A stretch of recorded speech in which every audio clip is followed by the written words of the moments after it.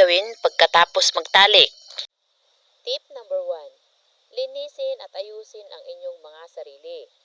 Pagkatapos ng pagsasama ninyong dalawa, siguraduhing maglinis, maghugas at magpunas ng iyong sarili.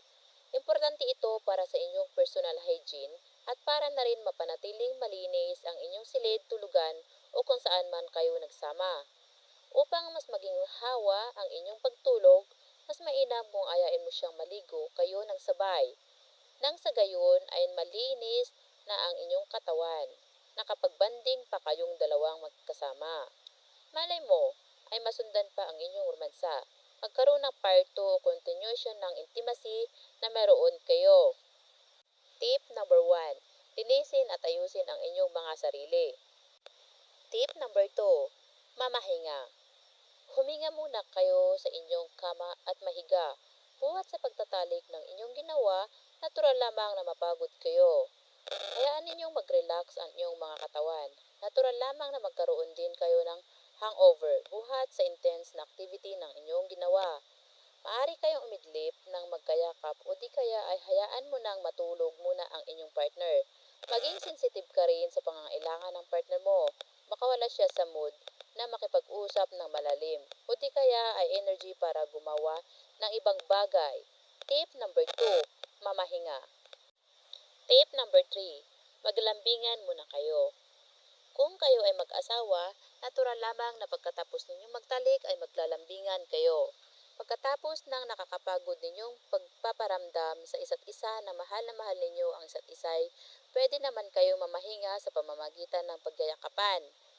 Importante na maipakita mo through non-sexual touches tulad ng pagyayakapan, pag-holding hands, pagtatalik na natuwa ka sa naganap sa inyong dalawa at hindi ka nawala sa tabi niya. Kapag iniwan mo siya kapag pagkatapos ninyong magsama, ay isipin ng babae na yun lang ang habol mo sa kanya at sasama ang loob nito sa iyo. Tip number 3. Maglambingan muna kayo. Tip number 4. Manood kayo ng movie.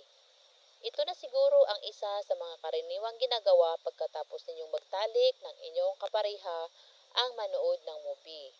Yung tipong nakahiga kayo ng magkatabi at sabay ninyong papanoorin ang paborito ninyong movie. Ang tipong akala mo ay nasa sinehan kayo. Magre-relax kayo pagkaroon ng intense na aksyong ginawa ninyo. Pwede kayong manood ng romantic movies at baka sakaling malagay pa sa mood para sa round 2 ng isa't isa. Tip number 4. Manood ng movie. Tip number 5. Ayain mo siyang kumain. Isang paraan din upang maipakita mo ang intimacy ninyo pagkatapos ng intense na pagsasama para maipagpatuloy ang koneksyon ninyo ay ayain mo siyang magluto o kumain. Kung ikaw ang babae, ikaw ang magpe-prepare ng lulutuin. Kumbagay, magpasama ka na lang sa kanya. Kung ikaw naman ang lalaki at hindi ka sanay magluto, maaari mo rin siyang lambingin na mag-order na lang kayong dalawa. Natural lamang na maghanda rin kayo ng pagkain o mag-order pagkatapos ninyong magromansa. Dahil aminin man natin o hindi, nakakagutom talaga ang activity na ito. Maganda ring banding activity ang kumain pagkatapos. Tip number 5. Ayain mo siyang kumain. Tip number 6. Ayain mo siyang uminom ng red wine. Pagkatapos ng pagtatalik ninyo, epektibo ring ayain mo ang partner mo na makipag-inuman sa iyo. Nakakadagdag ang alak upang makapag-recharge kayo. At kapag nakarami na kayo ng pag-inom, tumataas din ang libido upang ganahan muli kayong magtalik. Tandaan, maraming paraan para masundan mo pa ang pagtatalik ninyo ng partner mo kung gusto mo talaga ng continuation o part 2. Tip number 6. Ayain mo siyang uminom ng red wine. Tip number 7. Kalabitin mo siyang muli. Kung napasarap ang inyong pagtatalik at kung talagang nag-enjoy ka sa pagsisex ninyo ng partner mo, maaari mo namang prangka sabihin sa kanya na gusto mo pa ng round 2, lalong-lalo na kung matagal na kayong hindi nakikita o nagkakasama. Ang formal na pagkalabit mo umuli sa kanya o paghalik mo sa kanya ng sensual ay maaring malinaw na paghiwatig na rin ito na gusto mo pang masundan ang experience ninyo kanina.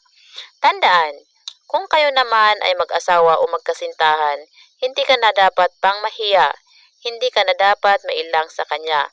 Dahil komportable ka naman sa partner mo, lalong-lalo na kung sa usaping ito.